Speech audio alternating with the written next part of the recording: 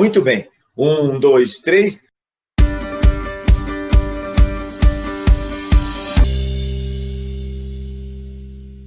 Hoje nós vamos falar sobre blocos econômicos.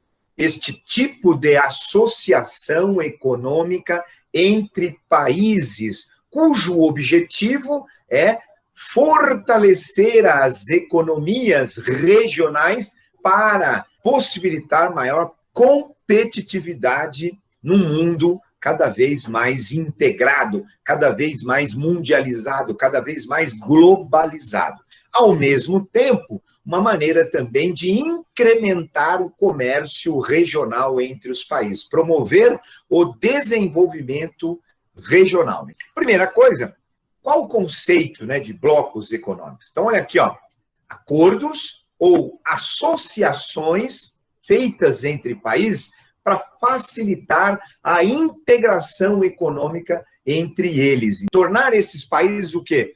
Mais competitivos no mundo cada vez mais globalizado, cada vez mais integrado.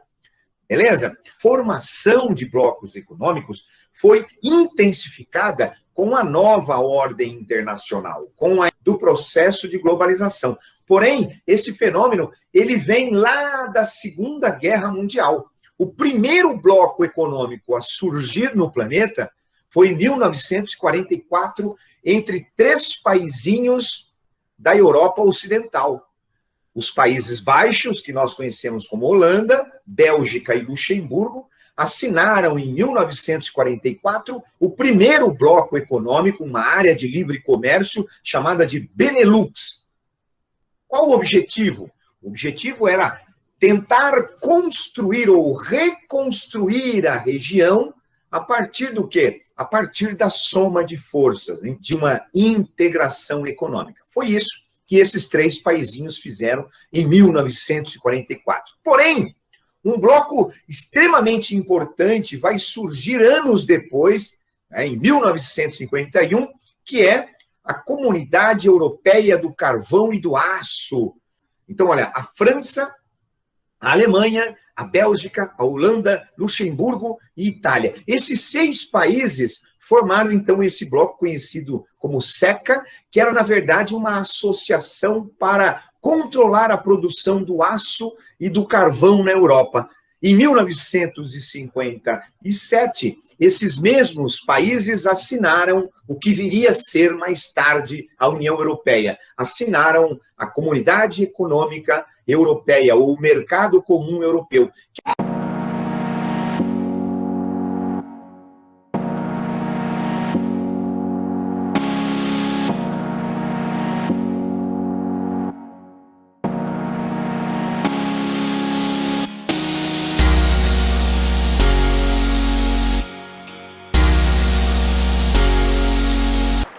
A partir de 1993, se tornou a União Europeia que nós conhecemos hoje.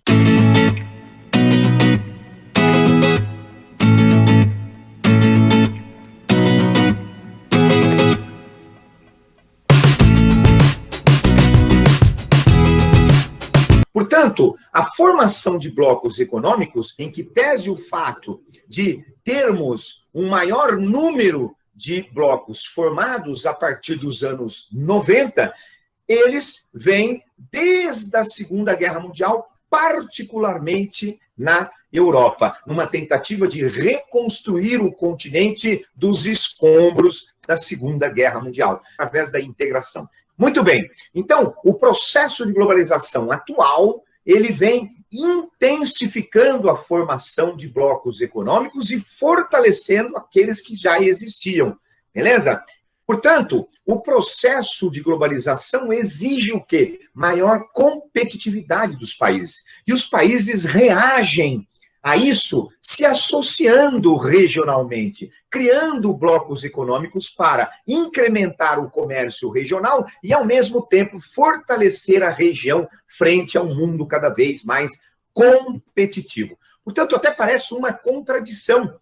Você tem o processo de mundialização, de um lado, com intensa integração entre os países, onde as fronteiras econômicas, elas teoricamente tenderiam a cair, e, ao mesmo tempo, ocorre o quê? A regionalização, a formação de blocos regionais, que parece ser uma contradição diante da globalização. Globalização e regionalização são faces, né, de uma mesma moeda.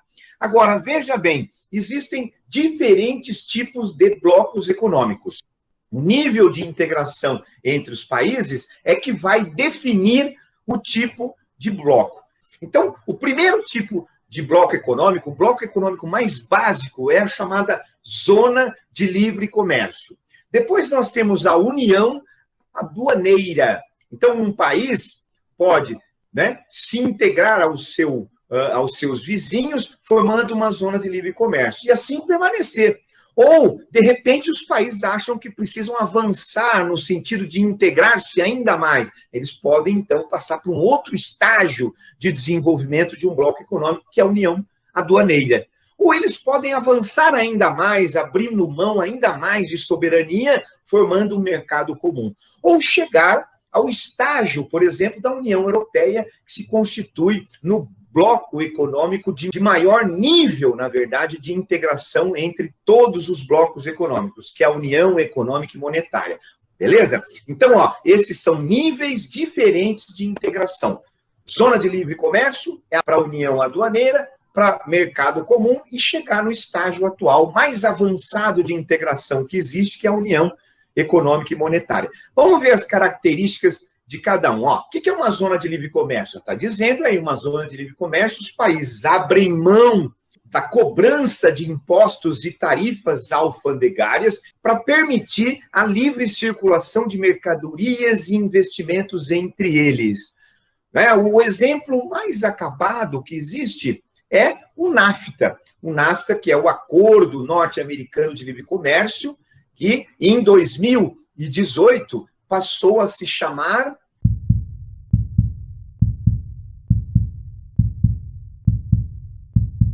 o acordo entre Estados Unidos, México e Canadá. Então, uma espécie de NAFTA 2.0. Né? Então, houve, por conta da pressão do Donald Trump, o quê? Uma reformulação do NAFTA. Né? Porque o Donald Trump dizia que o NAFTA, como era, prejudicava muito a economia dos Estados Unidos, levava demais indústria para o Canadá e para o México e gerava desemprego nos Estados Unidos. Então, ele vai forçar, né, uma nova negociação e criou-se, então, essa espécie de NAFTA 2.0. O USMCA, seria esse acordo novo aí entre México, Estados Unidos e Canadá. Então, uma área de livre comércio. Um outro estágio, né, os países podem ou não evoluir para esse novo estágio de integração, é chamado de União Aduaneira. Então, a União Aduaneira, ela tem tudo que tem uma zona de livre comércio, ou uma área de livre comércio. Então, há uma livre circulação de mercadorias com tarifas entre os países associados bem baixas, para facilitar o comércio entre eles. Porém, né, é mais avançado, é um nível acima de integração. Então, tem um outro instrumento diferente, né, mais avançado de integração do que simplesmente uma área de livre comércio, que é a tarifa externa comum, como é conhecida, TEC. O que seria a tarifa externa comum? Uma política de comércio exterior comum entre os países que formam o bloco. Então, por exemplo, você tem lá um grupo de países que formam uma união aduaneira. Entre eles, as tarifas alfandegárias tendem a zerar para incrementar o comércio entre eles. Porém, para evitar a concorrência de produtos vindo de fora, que podem afetar a atividade econômica dentro do bloco, o que eles fazem? Eles criam uma tarifa de imposto para produtos importados comum. Então, a mesma alíquota. Para proteger a indústria desse bloco da concorrência de indústrias de outros países, eles lançam mão de uma tarifa comum de importação. Então, toda vez que um produto que vem de fora entra nesse bloco, vai pagar a mesma alíquota de imposto em cada um dos membros desta união aduaneira. É assim que funciona. É uma maneira do quê? De proteger o bloco da concorrência de fora, da concorrência de produtos estrangeiros. Então, cria-se a chamada tarifa externa comum. Então, o Mercosul é hoje um exemplo de união aduaneira. Então, é muito mais que uma área de livre comércio. Beleza? Os países também podem evoluir ainda mais no que se diz respeito à integração. Eles podem, por exemplo, se associar formando um mercado comum. O mercado comum é a formação de um bloco econômico onde existem as 4 liberdades. Quais são as 4 liberdades? Livre circulação de bens, portanto, produtos, serviços, capitais e pessoas. Então, os países membros podem trocar entre si não só serviços, mercadorias e investimentos, mas também as pessoas, os trabalhadores podem circular livremente. O que não acontece, por exemplo, numa área de livre comércio como o NAFTA 2.0. Beleza? Então, o exemplo mais acabado de um mercado comum é o que foi a União Europeia até o ano de 1993, que era a Comunidade Econômica Europeia, também conhecido como Mercado Comum Europeu, criado em 57 e transformado em 1993 na União Europeia. Um estágio mais avançado de integração econômica que um grupo de países pode chegar, que é esse daqui, a União Econômica e Monetária, não é? Então, os países abrem mão de muito mais soberania em favor de uma integração profunda entre eles. E aí, inclusive, a adoção de uma moeda comum, como acontece hoje com a União Europeia, não é? Que foi, obviamente, duramente atingida pelo movimento chamado Brexit, que acabou dando origem à saída do Reino Unido, especificamente da Inglaterra, deste bloco, né? Esse bloco que contou com 28 países até o ano passado, hoje tem 27 com a saída, então, dos britânicos deste bloco. Mesmo assim, a União Europeia ainda se constitui no mais importante bloco econômico, no mais poderoso bloco econômico do planeta, inclusive fazendo frente a economias como dos Estados Unidos, do Japão e da emergente China, né? Tem uma grande área de influência a União Europeia que se estende ali pelo Oriente Médio, mas principalmente pelo continente africano, nessa região de área de influência histórica da União Europeia. Então, a União Europeia tem lá a chamada moeda comum, que é o euro. Nem todos os 27 países adotam o euro, mas a tendência é que, né, à medida em que o bloco avance, todos eles acabem trocando suas moedas nacionais pelo euro. Beleza? Então, espero que vocês tenham aí, nesses 15, 20 minutos aí, entendido como funciona a lógica dos blocos econômicos.